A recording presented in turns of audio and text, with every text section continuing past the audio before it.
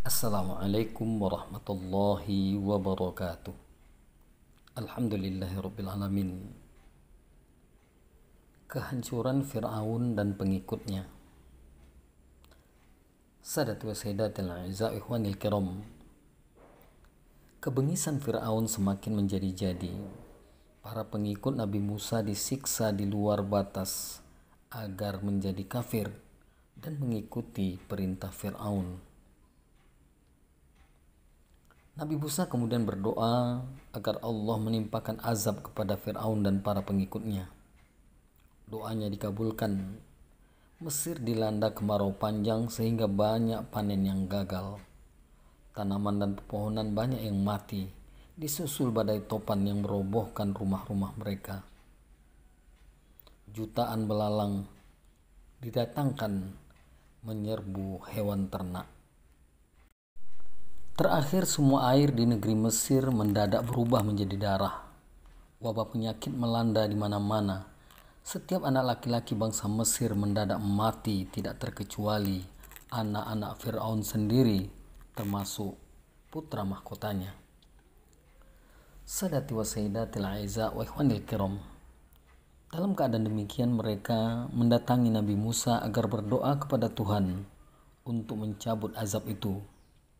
Nabi Musa mau berdoa setelah Fir'aun berjanji akan membiarkan kaum Bani Israel pergi dari Mesir bersama Musa.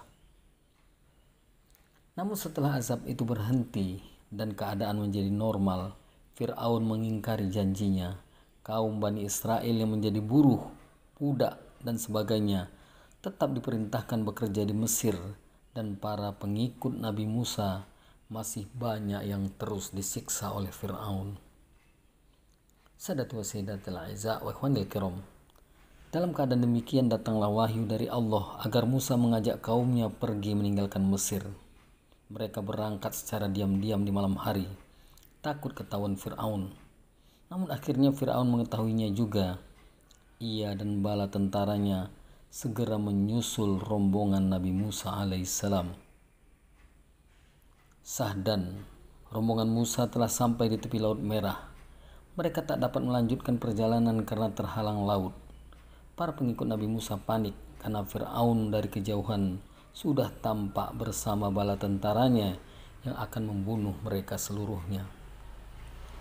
Jangan takut, Tuhan bersama kita, kata Nabi Musa sambil memukulkan tongkatnya ke laut. Seketika laut itu terbelah. Para pengikut Nabi Musa segera berjalan di tengah-tengah laut yang terbelah itu. Setelah mereka sampai di dalam ujung lautan ataupun seberang, Fir'aun tiba-tiba menyusul mereka melalui jalan laut yang telah terbelah. Namun, ketika Fir'aun dan pengikutnya sampai di pertengahan, mendadak laut terbelah itu menutup kembali. Tenggelamlah Fir'aun dan para pengikutnya semua binasa tanpa tersisa. Sadat wa sayyidatil a'izza wa ikhwanil kiram. Sesudah selamat dari kejaran Fir'aun, Musa dan pengikutnya meneruskan perjalanan. Di waktu mereka kehausan dan tidak mendapatkan air, Nabi Musa memukulkan kembali tongkatnya ke batu. Maka dari batu itu memancarlah air yang dapat mereka minum bersama. Sewaktu mereka berada di semenanjung Sinai, mereka kepanasan, matahari seperti memanggang bumi. Tak ada tempat berteduh, karena tak ada satupun pohon terlihat oleh mereka. Di saat seperti inilah Allah memberikan nikmatnya berupa awan yang melindungi perjalanan mereka. Dan mereka kehabisan bekal. Mereka minta kepada Nabi Musa agar Allah menurunkan makanan buat mereka. Kemudian Allah memberi mereka makanan berupa mana dan salwa. Sadatu wa sayyidatil a'izza ikhwanil kiram. Mana rasanya manis seperti madu, sedang salwa adalah burung puyuh yang datang berbondong-bondong silih berganti.